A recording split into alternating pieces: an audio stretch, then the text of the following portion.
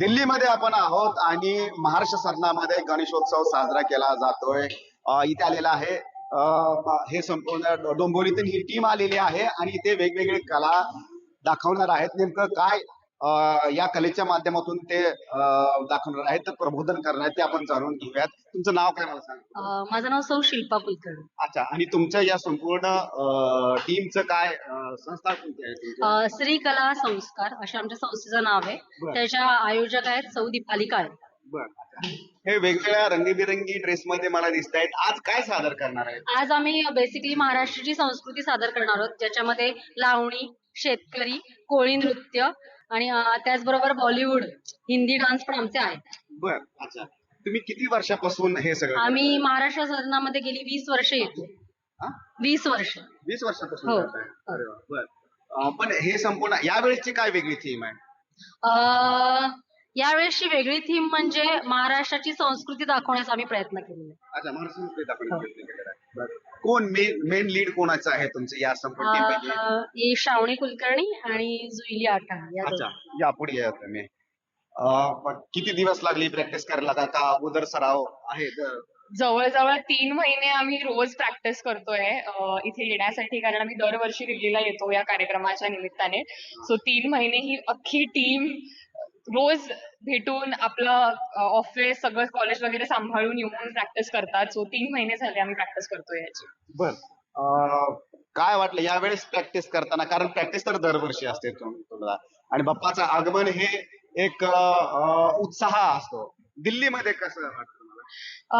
इकडचे जे लोक आहेत ते एवढं सेलिब्रेट करतात कल्चरला, आणि आम्हाला ते बघून एवढं बरं वाटतं. त्यामुळे आम्हाला दरवर्षी इथे यावंसं वाटतं त्यांच्या प्रेमापोटी, की दरवर्षी ते आम्हाला एवढ्या आतुरतेने बोलवतात आणि त्याच एनर्जीने आम्ही तेवढीच मेहनत करून दरवर्षी इथे परफॉर्म करायला येतो.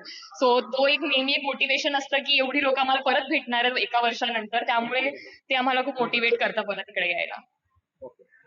पण हे सगळं करताना दिल्ली म्हणजे की इथली संस्कृती वेगळी, आणि इथल्या लोकांचा तेवढाच प्रतिसाद मिळतोय का? कारण तुम्ही दुवा बनताय महाराष्ट्राचं आणि दिल्लीचं, किंवा इथल्या संस्कृतीचं महाराष्ट्राच्या कलेचं. पहिले मला असं वाटलेलं की इकडे असं फेस्टिवल सेलिब्रेट होत असेल की नाही जसा महाराष्ट्रात होतो, पण ज्या वर्षी आम्ही पहिल्यांदा आलो तेव्हा सेम उत्साह दिसला जसा मुंबईमध्ये असतो, महाराष्ट्रात असतो. आणि ते तेवढ्याच उत्सुकतेने बघत होते आमचा प्रोग्राम. म्हणजे खूप क्युरिओसिटी होती त्यांना की हे काय करणार आहे किंवा नवीन काहीतरी बघायला मिळणार आहे, आणि दरवर्षी तेवढीच असते त्यांना नेहमी. अच्छा, बर. पण आत्ताच जे वेगवेगळे प्रकार आहेत, डान्स केला जातोय, रॉक आलेला आहे, रॅप आलेला आहे, अशा या काळामध्ये तुम्हाला काय वाटतं की आपली संस्कृती, आपलं कल्चर, आपलं नृत्य, लावणी हे टिकवून ठेवणं किती आव्हानात्मक? कारण तुम्ही पण तरुण आहात. रोल तुम्ही जेव्हा स्क्रोल करता तर तेव्हा काय पहिले नवीन नवीन तर येतच राहणार आहे कायम, पण आपली संस्कृती सगळ्यात जुनी आहे, त्यामुळे ती जपलीच पाहिजे, सगळ्यांनी जपली पाहिजे आणि ती लोकांपर्यंत पोहोचली पाहिजे, ह्याची गॅरंटी आमची आहे. तुला काय वाटतं? अगदी बरोबर म्हणाली. जसं श्रावणी म्हणते तसं आम्ही गेली 10-1 वर्ष इथे परफॉर्म करतोय आणि दरवर्षी त्याच उत्साहाने येतात. ह्याचाच अर्थ हा आहे की किती लोकांना आपल्या कलेप्रती प्रेम आहे आणि त्यांना अजून त्यात ते बघण्याची इच्छा असते.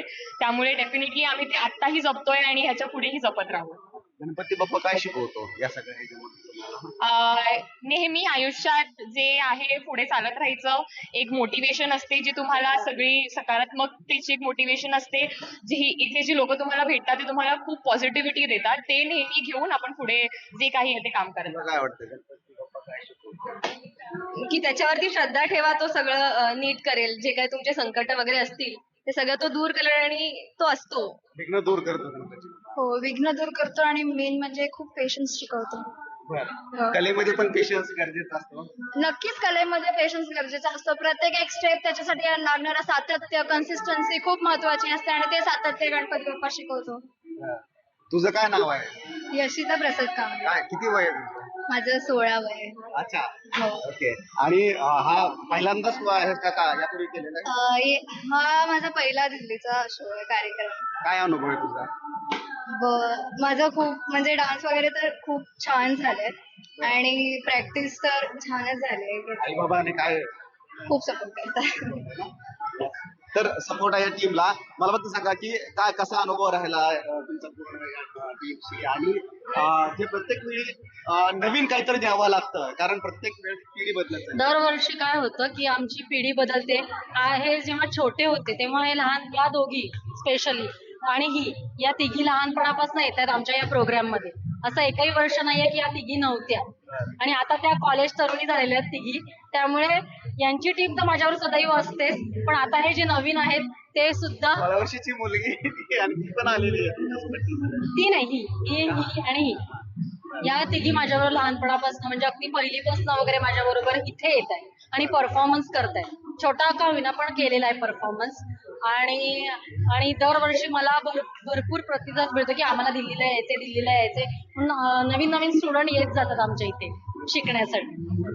गणपती बाप्पा खूप शिकवतो, ताकद देतो, बळ देतो शिकण्याचा, संघर्ष करण्याचा पण. Cameraman Satyam Ramraje Shinde, NDTV Delhi.